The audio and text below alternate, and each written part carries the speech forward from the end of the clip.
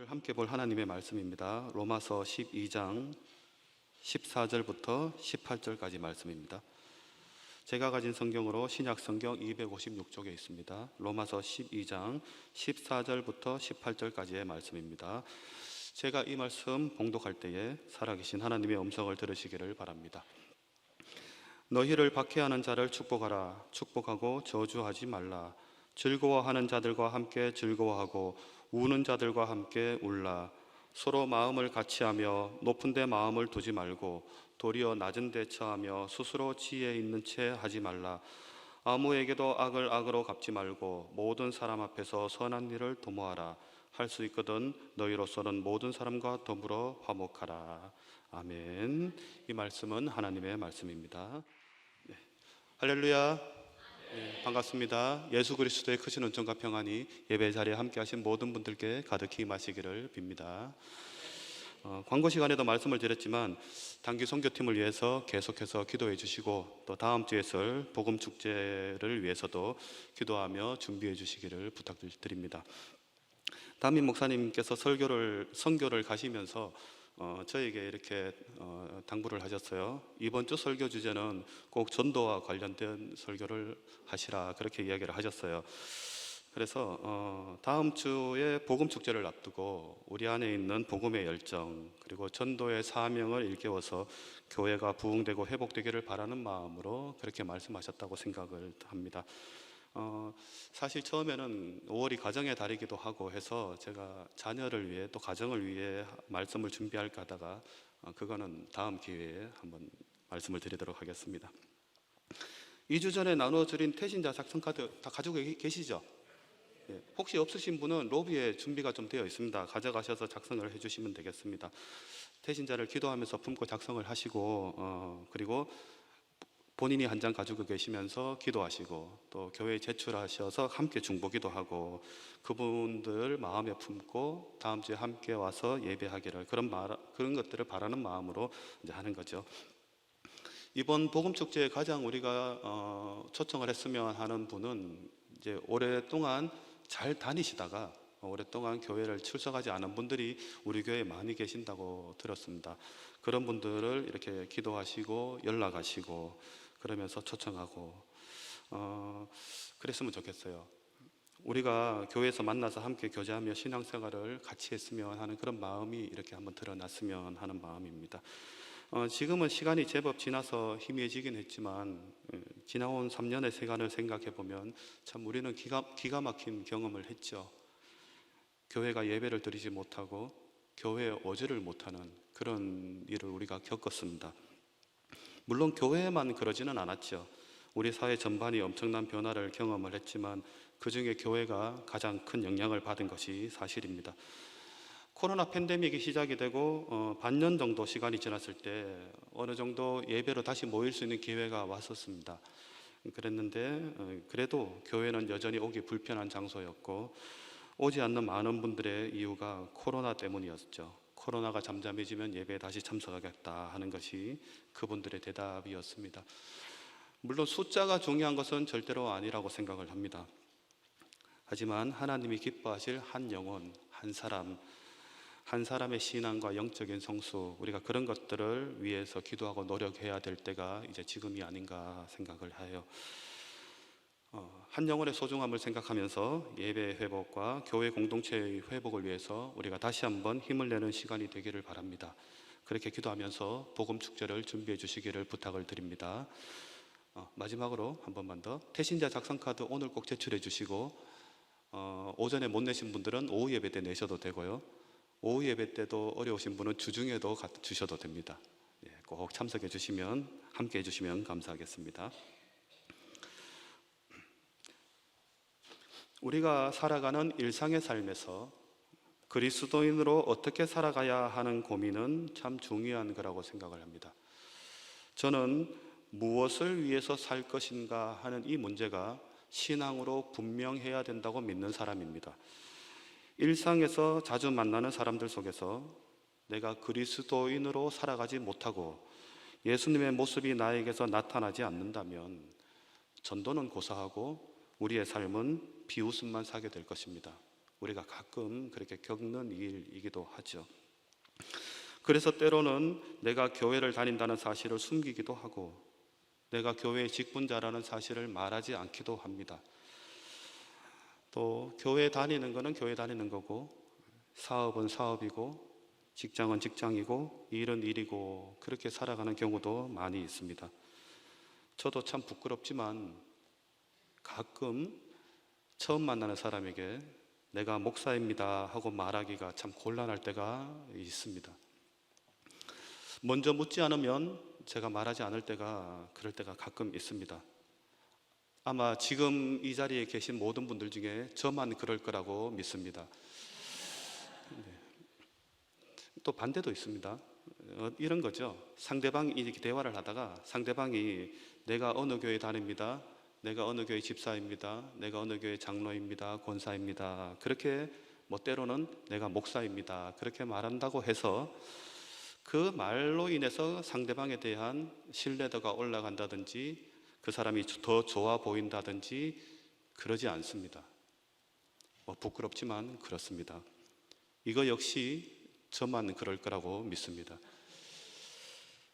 한국 사회에서 교회의 모습은 세상의 존경을 받거나 인정을 받거나 하는 시기가 끝난 것 같아 보입니다. 아니 어쩌면 이미 조롱과 비난이 되어 있는지도 모릅니다. 사회에서뿐만 아니라 내가 살고 있는 가까운 이웃, 친구, 직장 동료, 작게는 가족 내에서조차도 내가 그리스도인으로서 살고 있는 모습을 보이고 있는지, 내가 예수님의 말씀을 따라 살고 있는지 하는 것을 우리가 생각해 봐야 됩니다. 만약 내 신앙이 가족에게도 인정받지 못하고 있다면 사실은 그것은 굉장히 심각한 문제입니다. 그런데 우리는 그 심각성을 잘 인지하지 못하지요. 오늘 함께 읽을 로마서 12장, 로마서의 말씀은 성도로서의 살아가야 할 본분을 보여주는 말씀입니다. 우리가 세상의 사람들을 대할 때 어떤 마음을 품고 그들을 대해야 하는지 하는 것을 말씀해 주시는 그런 말씀입니다. 신약 성경이 모두 다 그렇듯이 로마서가 기록될 당시 초대교회는 핍박이 심했던 시기였습니다. 특히 로마에 있던 성도들은 더 그랬을지도 모릅니다. 그렇게 핍박이 많았던 시기에 교회 공동체로 모이는 그리스도인이 어떻게 살아야 한다 하는 것을 이 로마서 말씀이 말씀해 주고 있기 때문에 오늘날 한국 사회 안에서도 우리 믿는 성도가 세상에서 어떻게 살아야 하는지에 대한 같은 문제에 다 적용이 잘 된다고 그렇게 생각할 수 있는 말씀입니다. 우리가 늘 만나는 사람을 한번 생각해 보겠습니다. 늘 만나는 사람, 우리 가족이 있겠죠? 가족을 우리가 늘 만납니다. 이 사람들은 나의 모든 것을 다 알고 있는 사람입니다. 속일 수가 없는 그런 사람이죠. 두 번째는 직장에서 만나는 사람들이 있습니다. 일터에서 만나는 사람들이 있습니다. 요즘은 일터에서 만나는 사람들이 가정에서 만나는 사람들보다 더 많은 시간을 보내는 경우가 많습니다. 그래서 그들과 정서적 교감을 더 많이 하죠. 가족 못지않게 일터에 있는 동료들을 우리가 무시할 수 없는 것은 그만큼 오랜 시간을 함께 하고 있기 때문입니다. 시간과 에너지와 정성을 그들과 꽤 많은 시간을 함께 보내고 삽니다. 그리고 세 번째가 교회에서 만나는 사람들입니다.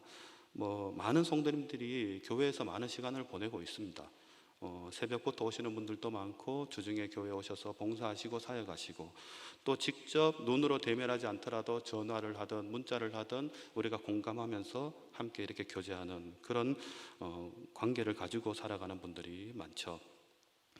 이렇게 우리가 제일 많이 만나는 사람들, 가정, 그리고 직장, 일터, 그리고 교회, 이렇게 한 사람의 일상, 우리의 일상 안에 깊숙이 들어와 있는 이 세 부류의 관계들이 이제 아닌가 생각이 되는데, 이 사람들과 우리가 어떻게 생활을 해야 예수님을 믿는 그리스도인으로서 우리가 예수님의 향기도 나타내고 그들에게 그리스도인으로 인정도 받고 또 복음도 전할 수 있는가 하는 것을 오늘 본문 말씀을 통해 한번 생각해 보겠습니다. 제일 먼저 바울이 요구하는 것은 축복하라입니다. 나를 박해하는 자를 축복하라입니다. 로마서 12장 14절 말씀 제가 읽겠습니다. 너희를 박해하는 자를 축복하라. 축복하고 저주하지 말라. 축복해라. 복을 빌어주는 거예요. 저 사람이 잘 되도록 복을 빌어주는 겁니다. 그런데 어떤 사람요? 나와 사이가 좋고 나에게 잘해주는 사람에게 복을 빌어주는 것이 아니라 나를 박해하는 사람, 나를 힘들게 하는 사람을 위해서 복을 빌어주는 거예요. 아멘이 안 되잖아요. 성경에 이런 말씀이 있다는 것이 참 우리를 힘들게 해요.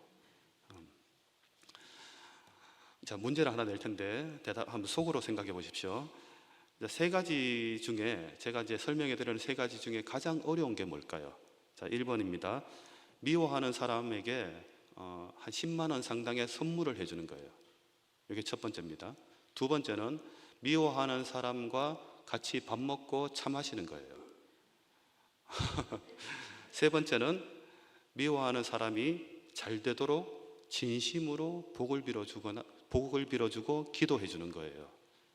세 가지 중에 어느 게 제일 어렵습니까? 대답하지 마십시오. 속으로만 생각하십시오. 시험 듭니다, 잘못하면. 어느 게 제일 어렵습니까? 우리가 기도의 능력을 알고 축복의 능력을 알기 때문에 어렵습니다. 복을 빌어주라고 성경께서 말씀하시는데 복이 뭡니까? 우리가 복을 받기를 원하며 기도하고 축복한다, 그런 말을 우리가 많이 쓰는데 복이 뭘까요? 막연하게 복이 뭔다 하고 이해하시는 분들이 많은데 성경이 말씀하시는 복을 구체적으로 잘 이해하고 계시는 분들이 생각외로 그렇게 많지 않은 것 같아요. 성경에서 말씀하시는 복이 세상에서 우리가 보통 이해하는 복과 다르다는 것은 아시나요? 다릅니다. 같은 게 아닙니다. 그래서 이 성경이 말씀하시는 복에 대해서 좀 설명을 해드리고 싶어서 이 복에 대해 잘 설명한 글을 하나 제가 소개를 해드리겠습니다. 다산정약용이라는 분이 계신데요. 사진을 한번 보여주시면, 이름을 많이 들어보셨을 겁니다. 다 아시는 분이죠. 정약용 선생님입니다. 조선 후기에 사셨던 이제 문신이자 실학가, 저술가이기도 하고 시인이라 그래도 되고 철학가라 그래도 되는 그런 분입니다. 사진을 이제 내리셔도 되겠습니다.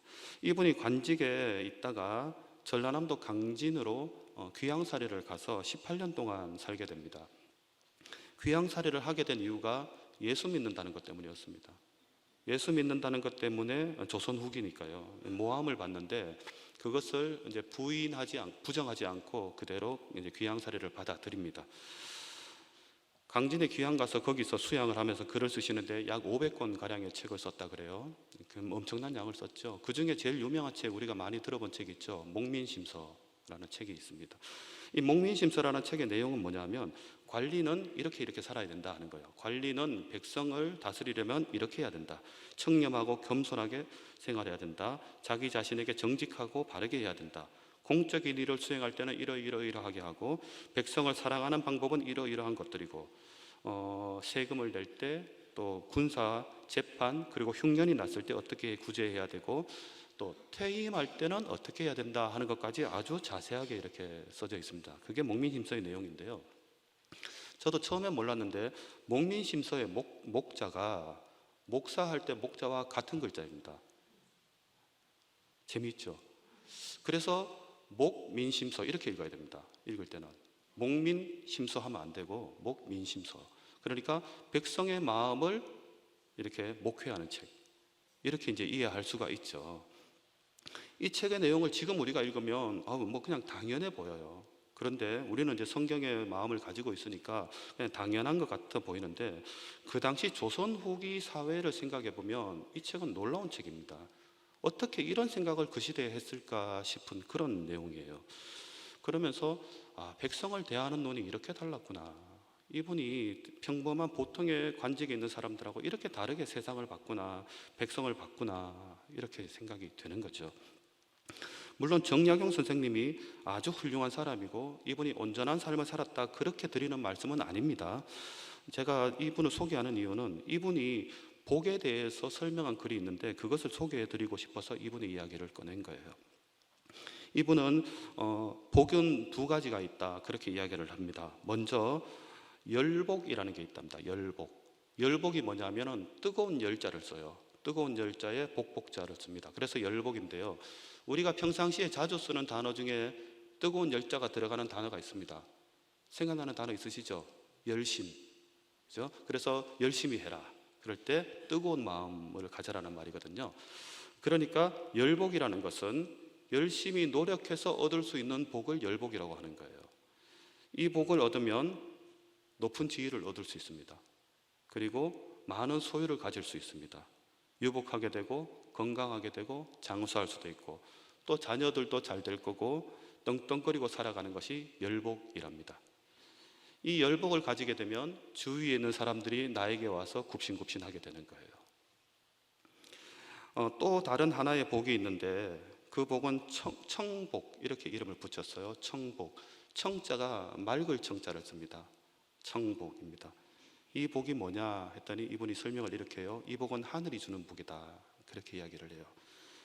그래서 욕심을 내려놓을 때 가질 수 있는 복, 마음의 평안을 누리는 복, 화목하고 내면의 기쁨이 있는 복, 이런 복을 청복이라고 이제 말씀을 했어요. 조선 후기에 그 참 혼란스러웠고 어려웠던 그 시기에 언제 쫓겨날지 모르는 그 관직에서 모든 것을 다 내려놓고 그렇게 귀양 갔을 때 비로소 하늘에서 오는 복을 얻을 수 있었다. 이렇게 이야기하면서 이 청복이야말로 하늘이 주는 복이다. 그렇게 이야기를 했어요. 그러면서 이 열복과 청복을 이제 비교해서 이렇게 설명을 하는데요.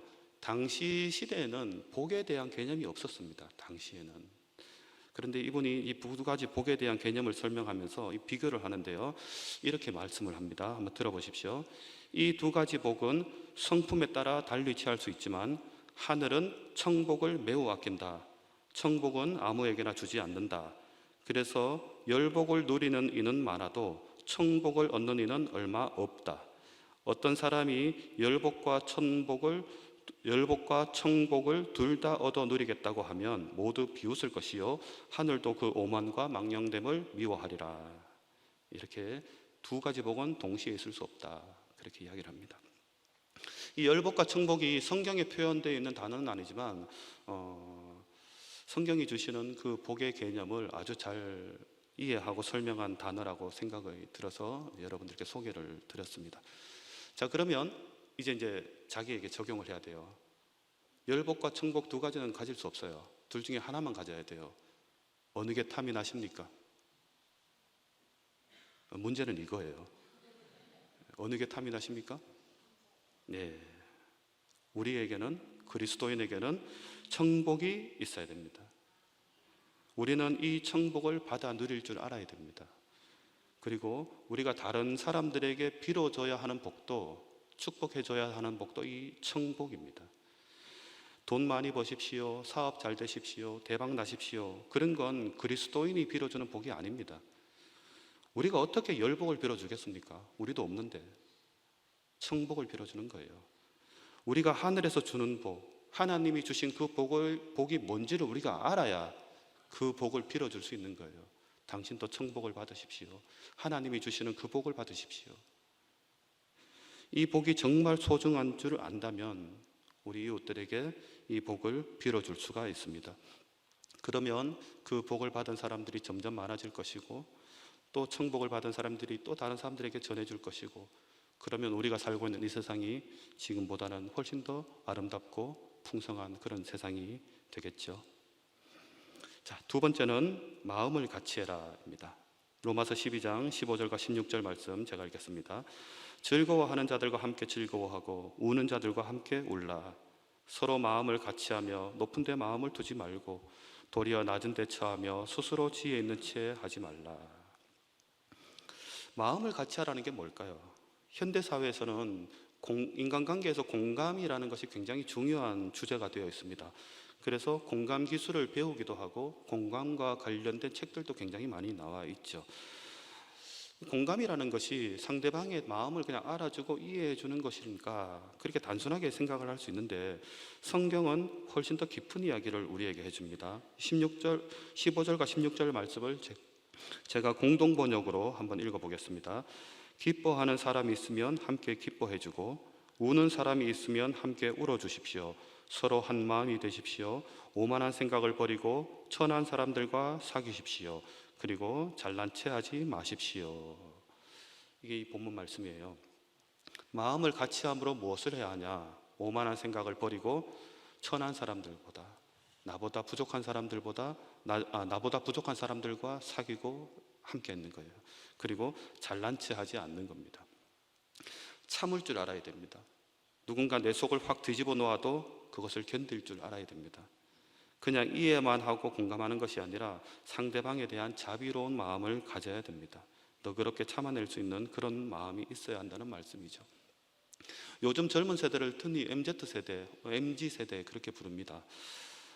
젊은 세대들을 이제 지칭하는 말인데, 이 세대들의 가장 중요한 가치가 뭐냐 하면 자기 개인의 평안함과 안락함, 그리고 개인이 가지고 있는 권리들입니다. 이것이 굉장히 그들에겐 중요합니다.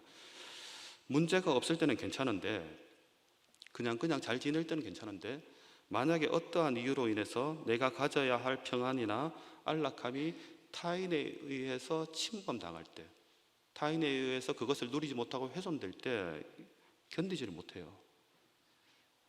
그런데 생각해 보면 이게 MZ들만 그런 게 아니라 어른들은 안 그렇습니까? 여러분들은 안 그런가요?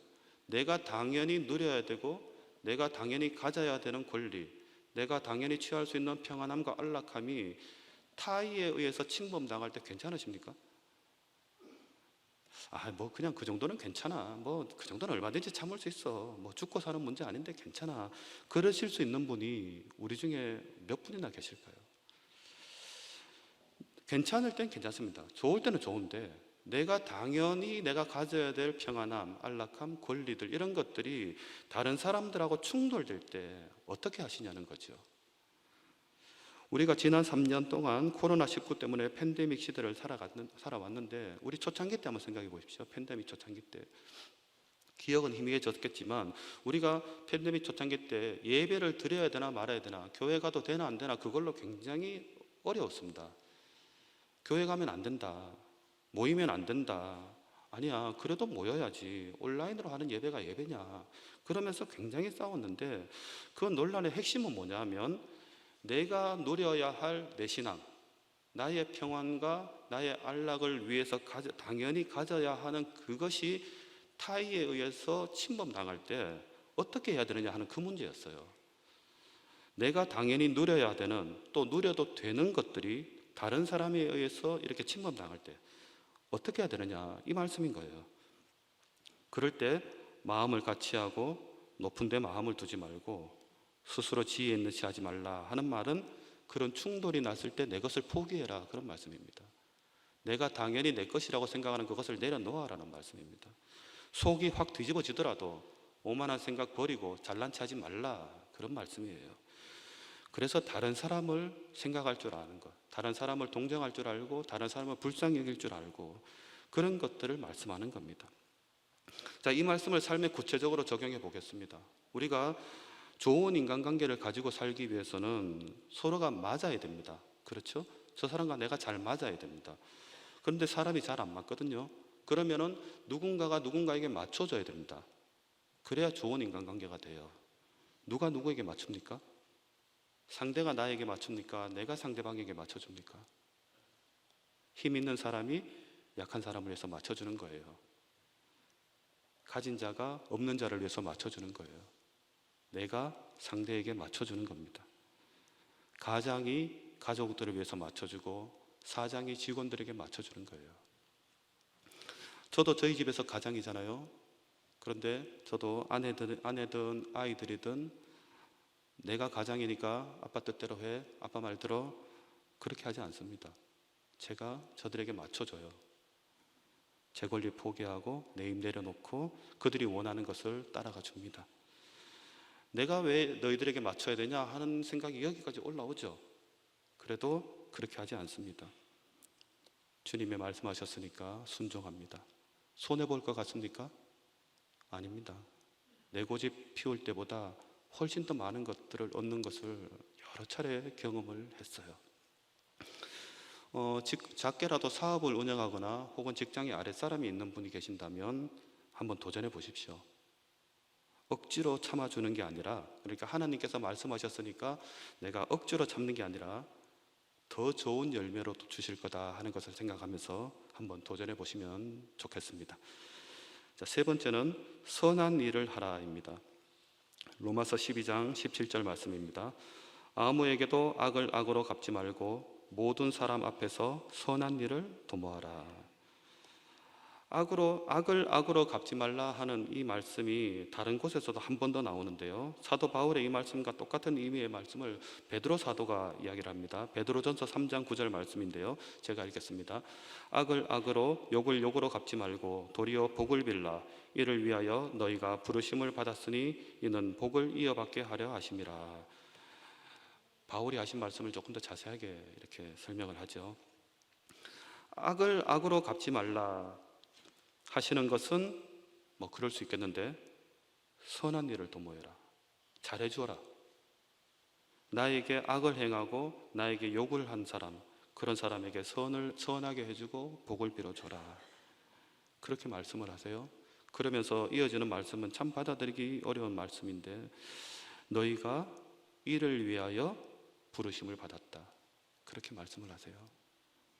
우리가 하나님의 부르심을 받고 예수 그리스도를 믿는 사람으로 살아가는 이유가 복을 빌어주는 것이 우리의 역할이다라고 말씀을 하고 계시는 거죠.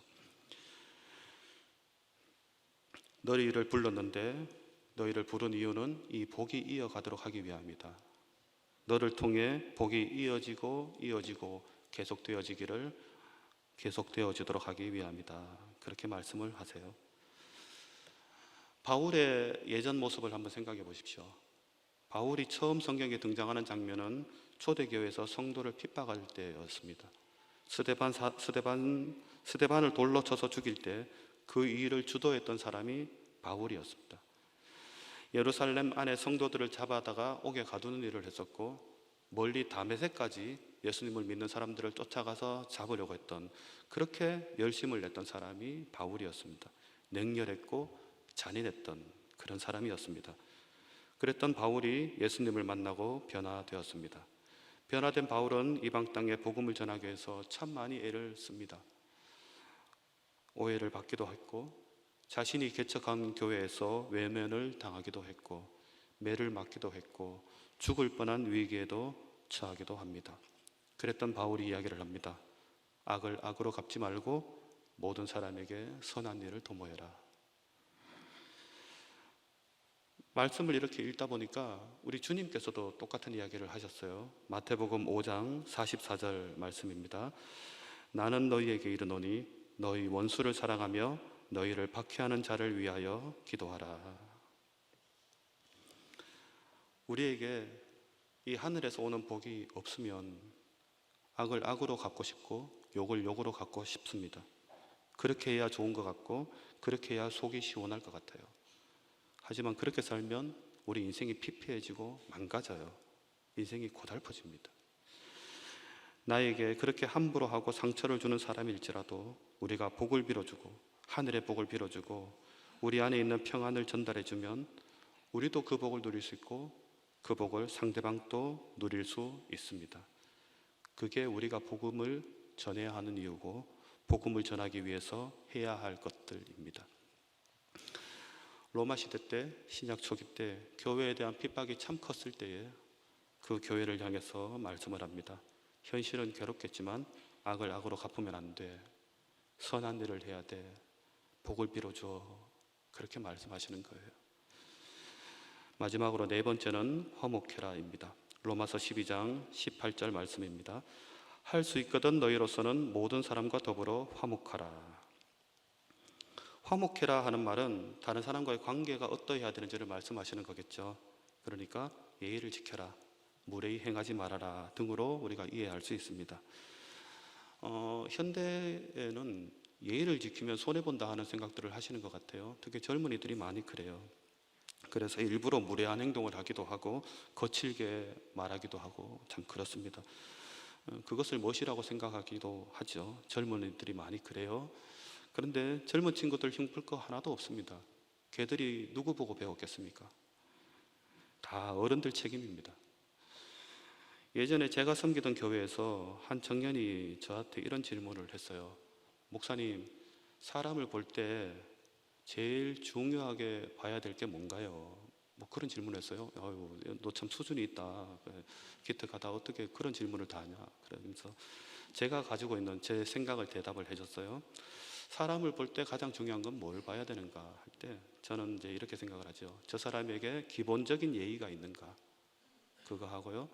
다른 사람을 향한 마음 씀씀이가 어떠한가, 두 가지다. 그렇게 이야기를 해줬어요. 우리는 기독교인이기 때문에 신앙적인 부분을 먼저 봐야 한다고 생각할 수 있지만 신앙에 대한 판단을 함부로 할 게 아니에요. 그거는 해서는 안 되고, 저는 사람이 인격적인 사람으로 인정을 받고 다른 사람에게 존경을 받고 하려면 적어도 이 두 가지가 있어야 된다고 생각을 합니다. 기본적인 예의가 있는가, 다른 사람을 향한 마음 씀씀이가 어떠한가. 그리고 가장 중요한 게 있습니다. 그게 뭐냐면 이 기준을 가지고 사람을 볼 때 이 기준에 앞서서 다른 사람을 판단하기에 앞서서 그 기준으로 나를 먼저 봐야 됩니다. 다른 사람을 판단할 그 기준을 가지고 나를 먼저 판단을 해야 돼요. 이게 중요한 거예요. 같은 기준을 적용해야 되는데 다른 사람에게는 엄격하게 적용하고 자기에게는 관대하게 적용하는 사람들이 있습니다. 그런 사람들은 뭐라고 부를까요? 나쁜 사람이라고 부르면 됩니다. 반대로 하면 되죠. 어떠죠? 같은 기준을 가지고 다른 사람에게는 관대하게 대하고 자기에게는 엄격하게 대하는 사람이, 그게 좋은 사람입니다. 사람을 함부로 대하고 거칠게 말하고 그런 곳에서 생명이 자라지는 않습니다. 생명이 자라려면 사랑하고 좋은 날 보기를 원하고 혀를 금해야 되고 악한 말을 그치고 거짓을 말하지 말아야 됩니다. 선을 행해야 되고 화평을 구해야 됩니다. 그런 곳에 생명이 자랍니다. 복음이 싹을 틔워 열매를 맺을 수 있습니다. 세상도 이 원리를 알아요. 세상도 이 원리를 알아서 좋은 기업일수록 이런 기본적인 예의와 법을 지키려고 애를 씁니다. 요즘 기업들이 홍보하는 그런 광고들을 한번 보십시오. 어떻게 광고를 합니까? 우리 기업 좋은 기업입니다. 우리 기업은 친환경 기업입니다. 우리 기업은 환경을 사랑합니다. 우리 기업은 사람이 먼저입니다. 우리 기업은 직원들을 소중하게 대해줍니다. 이런 것들을 홍보를 해요. 세상도 이 원리를 알기 때문에 이 메시지를 사람들에게 전해주는 거예요. 우리 안에 있는 예수 그리스도, 이 복음은 참으로 소중한 것입니다. 우리에게 가장 귀한 가치라고 부를 수 있는 가장 어느 것보다도 가장 소중한 가치가 바로 이 예수 그리스도입니다.